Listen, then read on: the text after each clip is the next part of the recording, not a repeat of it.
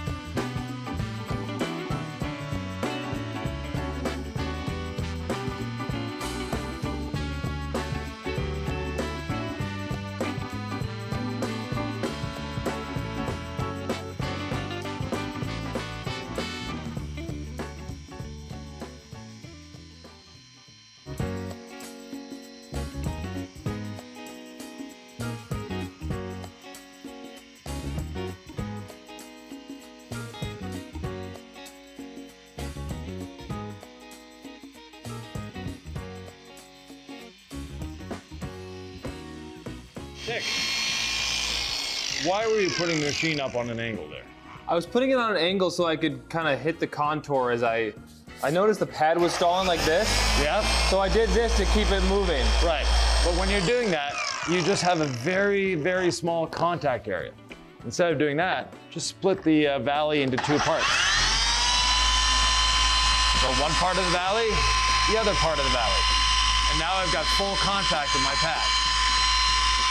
So I'm actually working a lot more than you were working. Touche. And I was barely holding onto the tool. You had to have 2 hands on it, and your face looked all contorted. Like I wanted to look cool. I knew there was the camera on me, so I was Yeah. like, all right, assume detailer pose. Yeah, not a good idea. All right.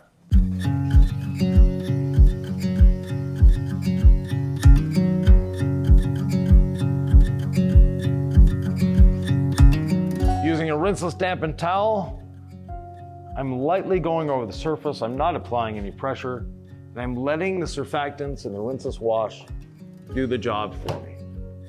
So they're breaking down those polishing oils very lightly. And then, using a dry towel, inspect my work.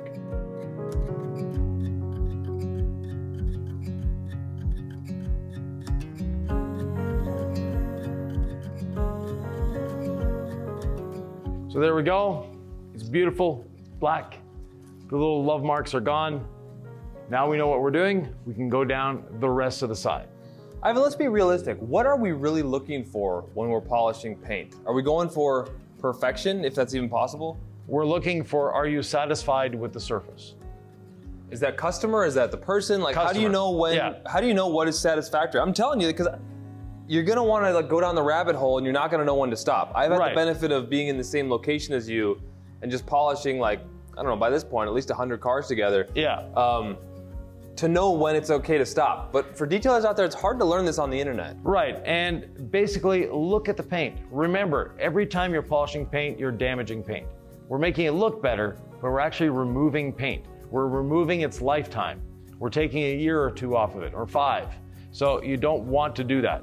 We want to be as kind and gentle as possible with the paint, but still give it that gloss and shine we're after. And this is a daily driver. It's not a show car. There's no point in making the paint perfectly flat and wet sanding everything, getting rid of all the orange peel. You're actually gonna hate yourself if you do that. Do you have any coaching around the 5 or 10 foot away view? I like to think of it that way. Like if I saw this in the parking lot, even after we washed it, I would have been like, wow, you know? Yeah. And then after a one-step polish, like it's gonna look great from far away. I'm a foot away and it looks great. Yeah. So never mind 5 feet away. So yeah, stop when you're satisfied with the surface, but remember, you're never gonna get it perfect. And every time you're polishing, you're never removing a scratch. You're removing a clear coat around the scratch down to the depth of the scratch.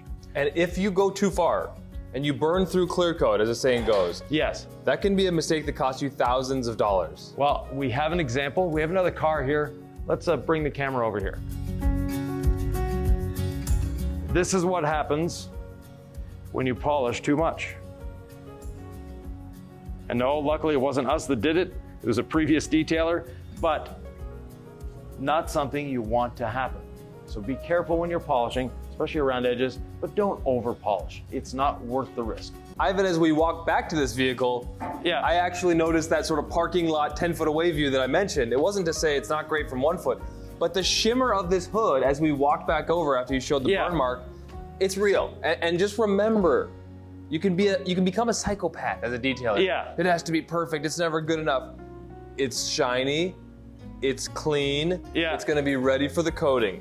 All is well in the world. Exactly. And we have one more polishing step to do. We said we're not doing 2 steps, but we'll be using the C6 app on this. And the adhesion promoter polish will just amp up that gloss even more.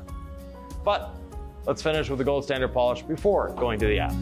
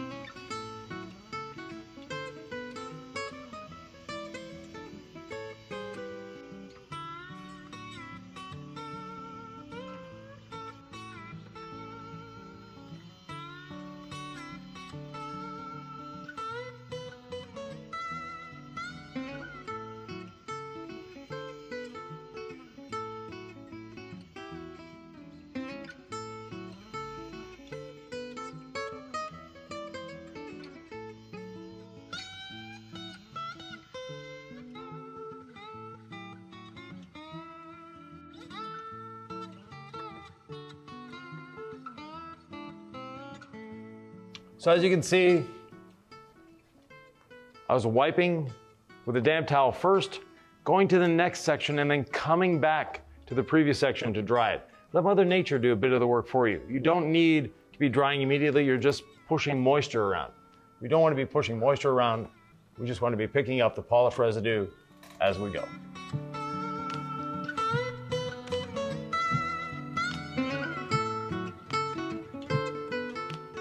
So now this whole upper section is done. I have the roof, and from here down to do. Breaking it up into sections like that, first I can see what I'm doing, but secondly, it gives me a time to change. I'm polishing, then I'm wiping off. It gives my muscles time to relax, it gives my back time to relax. I'm doing different movements, not all the same movement at the same time. With a platform like this, I can get up and down and do a longer section, so I'm not climbing up and down the ladder as much.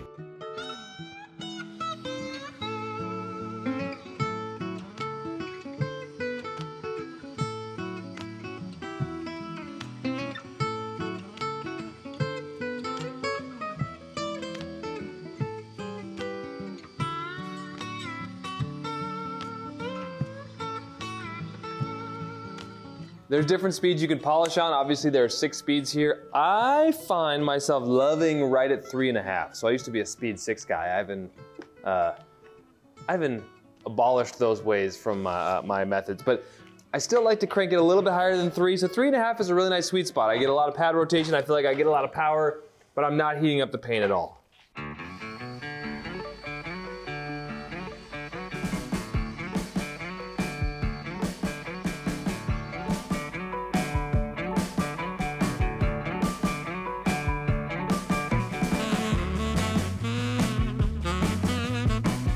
Ivan, sometimes people will bring issues to us around the yellow pad. Yeah. And I find that it's usually when they're not using it as we have designed and taught. They like to a la carte the system. Right. There are times when that's more acceptable and there are times when that's not gonna work for you more often. Right. I find the yellow pad tends to be the one you should work in the system the most, but I could be wrong. What are your thoughts on the pad?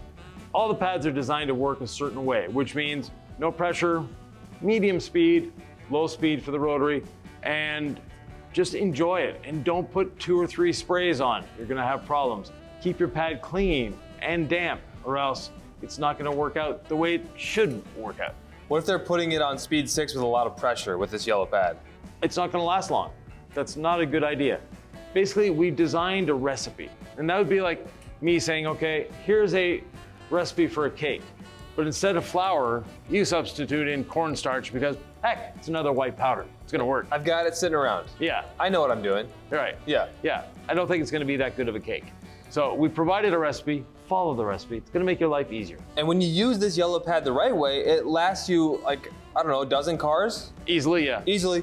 But when you're putting pressure on it, on the edges and stuff, it might break apart. You're using it the wrong way. And people are gonna be like, well, you're not in the real world. You're not teaching me how to really go after defects. Like, this method isn't for me. I've been doing this for 45 years now, and trust me, I've detailed a lot of cars and I've polished a lot of cars. This system was actually developed way before DIY existed because I developed it for my own franchise system. So I had 26 shops polishing exactly this way, very profitable and with very happy customers.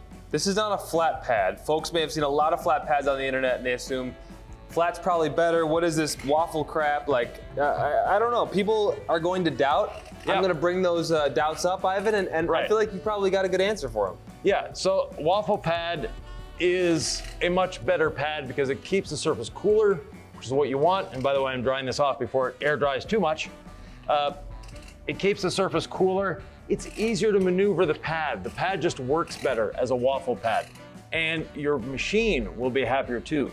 You'll feel it in the machine. If you were to take 2 exactly the same foams, 1 flat pad, 1 waffle pad, and try them side by side with the same machine, you'll be amazed at the difference. And by the way, this paint is shimmering. It's the way it should be.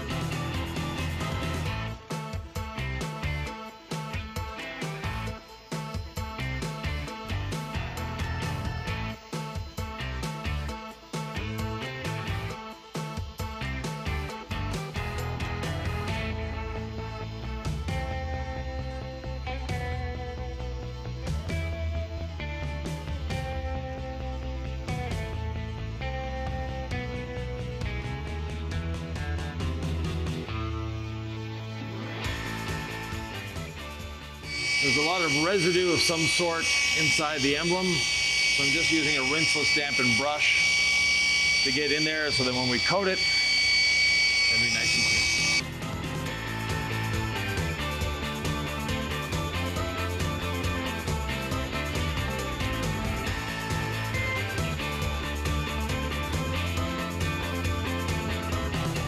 Glossy paint achieved. Yes, sir. It's been polished and we washed it, we decontaminated, did all that fun stuff. In a previous video, this video we polished it. We wanted to keep it as a simple polishing video, nothing else, so you could see what polishing is involved.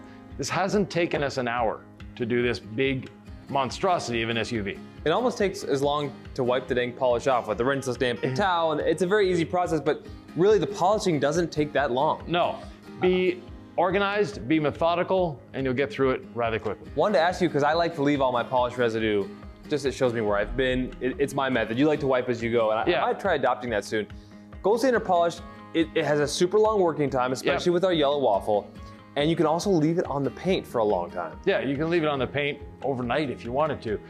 It's just that easy to work with. Now, I prefer wiping it off as I go, and there's a couple of reasons for that. I like to see what I've done, but secondly, it stops me polishing for a few seconds. I'm wiping off for a few seconds. I'm switching pain points, if I can put it that way. It doesn't make you less efficient by creating friction in the flow? I'm all done on my side. How's your side, Nick?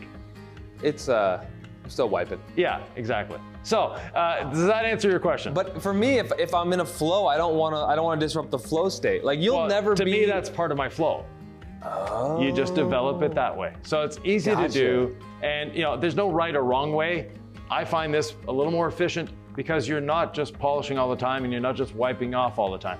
The polishing is fun. The wiping off can get tedious for some people. Yes. So for me, it breaks it all up, and also different muscles being used, not consistently the same muscles. Okay, I'm gonna adopt that on the next video. Put in the comments below how you like to use gold standard polish. Do you use it all at once? Do you use it, then wipe panel by panel? We'd love to know. But we're gonna do a coating video, Ivan. And if folks are like, hey, one-step polishes are great, but I wanna learn how to do a three-step polish, Yeah. we have the video for you folks. And that happens to be right here.